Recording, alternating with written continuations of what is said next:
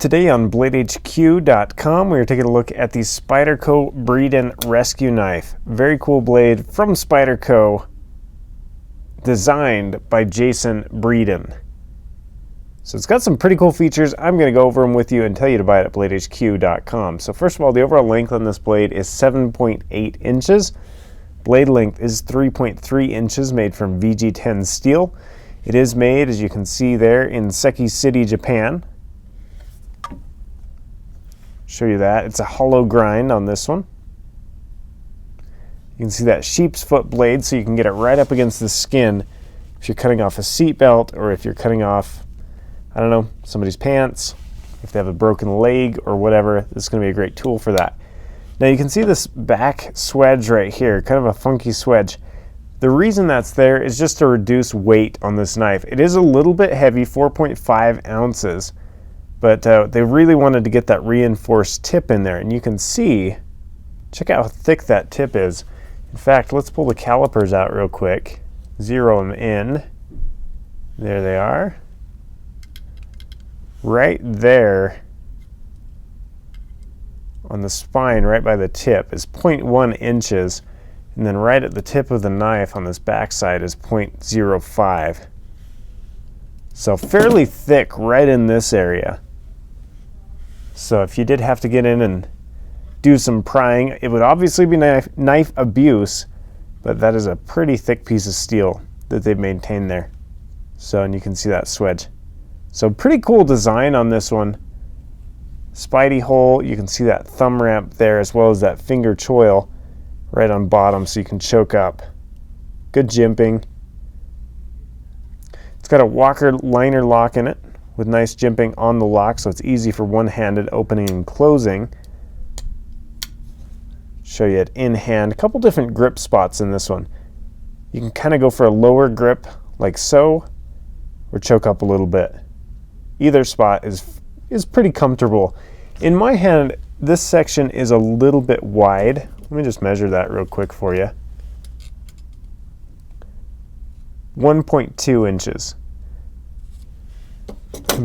So you can kind of see, I carry a little Benchmade mini grip. I'm a small knife guy, and I'm okay with that.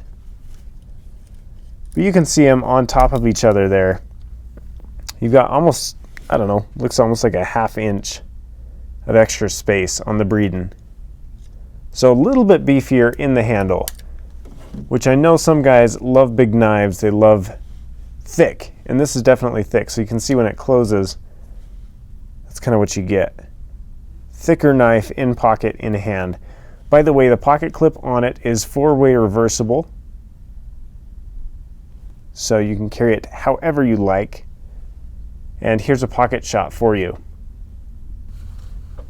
Rides like a typical Spyderco, in my opinion.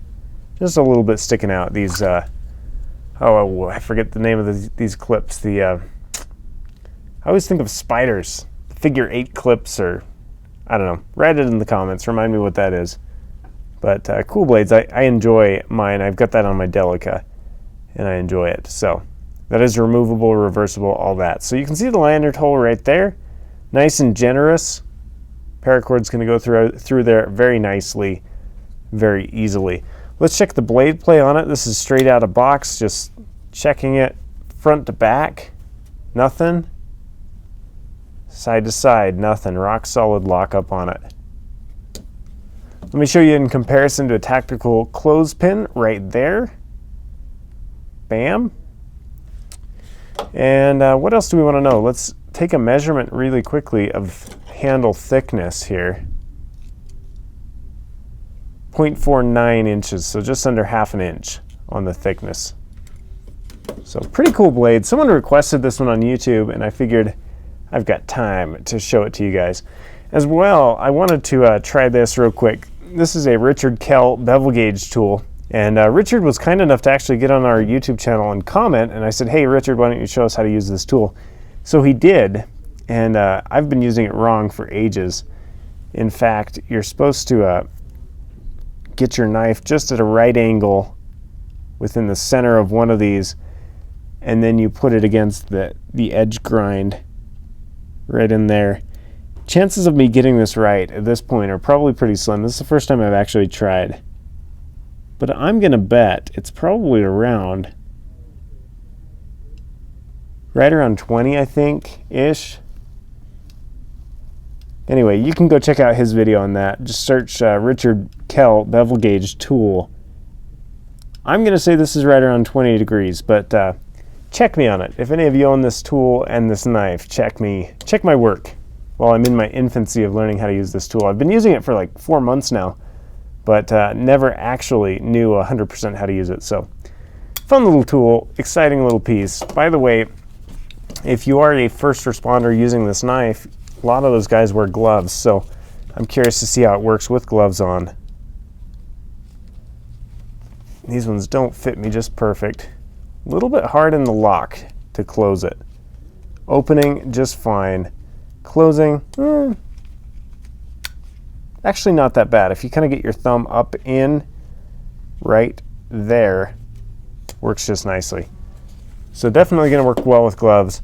Very cool tool. The place to buy it is bladehq.com. As with all fine cutlery and knives and blade and tactical tools, before I leave you, let's look at the blade centering. Spot on this one. Solid knife.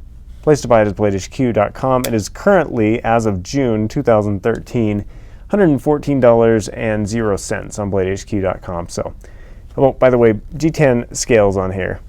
I didn't even mention that. I've been doing these knife overviews for so long that I just figured, you know, you guys ought to know what G10 is. So there it is, G10 on the scales there. So it's going to be a very durable knife. Anyway, place to buy it at bladehq.com. Buy it now.